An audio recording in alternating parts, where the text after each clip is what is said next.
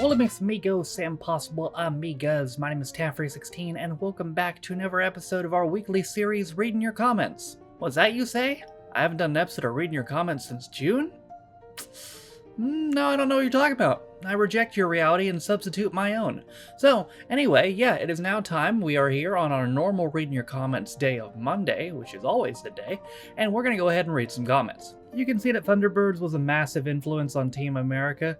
Oh yeah, definitely. I mean, Team America, if you've never seen it, is basically just Thunderbirds if it was made by the most offensive people on planet Earth.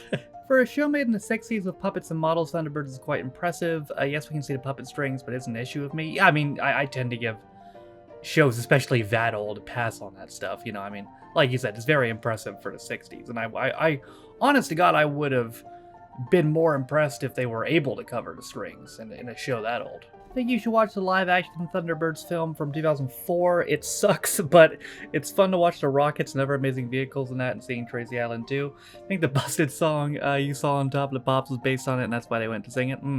It's a hell of a sell, Dale. It's a hell of a sell there. It sucks, but the rockets are cool. You know what? Sold. Maybe I'll watch it. How do people seeing Thunderbirds for the first time find the pacing? Countless drawn-out panning shots of cool-looking vehicles made my neurodivergent brain happy, but I always wonder what other people find them boring. I didn't find them boring, but it was drawn out a bit. I think somebody in maybe my Twitch chat mentioned that like originally it was going to be like a half an hour show, but they wanted to stretch it to an hour or something like that, which would make a lot of sense considering the pacing, because it definitely does seem intentionally drawn out a bit, but I didn't mind it. If you're still interested in Outnumbered, then you'll like to know there's a new Christmas special this December. Yeah, not only that, but apparently there's going to be new Gavin and Stacey and new Wallace and Gromit as well, so it's looking like a fun Christmas. I hope someday you'll show off all the stuff that you've made after watching these videos. Actually, if you want to see all the stuff I've made watching these videos, I can show you right now. Doodle-doo-doo-doo-doo.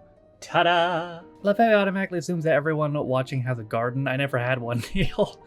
Yeah, I think Neil just tries to assume the best, but come to think of it, I don't have a garden either. Apparently, Romesh Raghunathan, is how you say it, is the new host of Art Attack, so it says on Google what I've heard. Yeah, I think it's actually his production company that's bringing it back, which is interesting. I don't know much about him. Does he, like, know a lot about art and stuff? Because a lot of what made the original Art Attack great is that Neil is like Banksy and shit, you know? So I question if he's fit for that role, but I guess we'll see. Inside Number 9 is up there for one of the best things written to air for television. The writing is untouchable, and I'm glad you got back to it. Suggestions for future episodes: The Riddle and the Sphinx, Tom and Jerry Sardines. Tom and Jerry was one of the episodes on that list I found of best episodes. So maybe that'll be the one I do next. No, I just want to say that minibus that was seen in Gladiators was one I used at school. It was a huge benefit to us when we went on mini trips. Honestly, that's awesome to hear, because I don't know, man. It's always like something in the back of my mind where it's when I see stuff like that, it's like, oh, we're donating this to school and all that. It's like, I hope you actually gave them a good thing, you know? It's like, I hope you actually gave it to them in good order and you didn't give them like a rundown shitty bus, but that's actually cool to hear that it ended up being a help. Not sure if you've seen this clip or not, but while running the 400-meter semifinal heat in the 1992 Olympics in Barcelona, Derek Redmond pulled his hamstring, causing him to fall. This was mentioned because he's on Gladiators, by the way. His father happened to be nearby, so he ran on the track to help Derek reach the finish line, even though it meant... Oh, I think I have seen that. I can't remember when, but that immediately jogs my memory. I can kind of picture it. Yeah, I think I have seen that. I think the reason why Mike Adamle's debut run went the way it did was due to his CTE. Yeah, you're right. I forgot he had CTE, because I also forgot he used to play in the NFL. He played college football, and he played in the NFL for like 7 years. And this was the 70s where he played in, you know? So, like, they didn't know what a concussion was. You get hit in the head, it's like, get back in there, champ, you know? So, I mean, most of the guys from that era probably have CTE, unfortunately. Are you forgetting about Paris Hilton's British best friend? You know, I had forgot about that, actually, but thank you so much for reminding me. This Harry Hill episode is proof that you're not going mad. Walker's salt and vinegar and cheese onion changed colors. Ooh, did they? Scandal. Could you react to another episode of Pingu? That's the sound of the police! If you could, would you do a reaction to Mr. Ben? You know what's really funny about this comment? Is I thought initially that you would just spelled Mr. Bean wrong.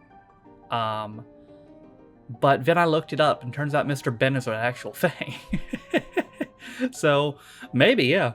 Alright, y'all, that's gonna do it for another episode of Reading Your Comments. If you want a chance to get your comment read in the video next week, because after all, we do one of these every single week. Don't know what reality you live in, but in my reality, we do one every single week, always on Monday, because that's what we've always done.